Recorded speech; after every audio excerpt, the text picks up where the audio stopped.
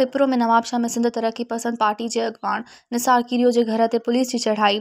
गिरफ्तारियों खिलाफ खिपरो में एसटीपी अगवान हुसैन तुर्क ओस्मान कुंभर लोणो भील की अगवानी में एसटीपी अगवानन कारकुनन हथन में प्ले कार्ड खड़ी शहीद चौक खिपरो ते एहतजाज किया। एहतजाज कंदड़न मूजिब नवाबशाह पुलिस धाड़िलन जिया काह करे चौधारी जो तकदस पामाल कंदे एसटीपी अगवान निसार कीरियो के घर में घिड़ी औरतन ॿारनि ते तशद्दुद करे उन्हनि खे थाणे ते वठी वञी तज़लील कई ऐं एसटीपी अगवान निसार कीरियो ते कूड़ा केस दाख़िल कया। एहतजाज कंदड़नि मुतालबो कंदे चयो आहे त एसटीपी अगवान निसार कीरियो ख़िलाफ़ दाख़िल कूड़ा केस ख़त्म कया वञनि। तरक्की पसंद पार्टी जो मरकज़ी अगवान निसार कीरियो साहब जे घर ते कल पुलिस नवाबशाह में उनके घर में घिड़ी उनके ॿारनि बच्चन के गिरफ़्तार करे थाणे ते आंदो।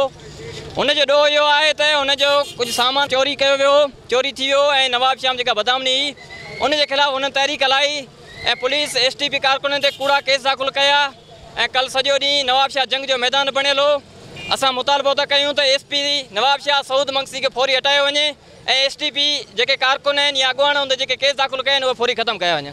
जेके कूड़ा केस पुलिस कया आहिनि उहे ख़त्म कया वञनि ऐं ॿी सूरत में असां पूरी सिंध में असांजो हींअर पूरो में एहतजाज आहे, अगर उन्होंने केस न ख़त्म कया विया तो पूरी सिंध असां लाक कंदासीं। मरकज़ी अगवान है जो डिवीज़न नवाबशाह जो है इन ते कूड़ा केस कया आहिनि निसार कीड़े ते उन केस ख़त्म कयो वञे। उनके घर ते जो चढ़ाई कई उन ॿार जगुर माल बनाया उनके छॾियो वञे ऐं उन असांजे कारकुननि ते कूड़ा केस दाख़िल करे अंदर कया उनके छॾियो वञे ऐं एसपी जो है सो नाजायज़ करे पियो उते असां सां ज़ुल्म जे हितां करे चुको आहे। मज़ीद ख़बरन ऐं तफ़सीलात लाइ विज़िट कयो असांजी वेबसाइट www.awamiNewsHD.com ऐं ॾिसंदा रहो अवामी न्यूज़ HD।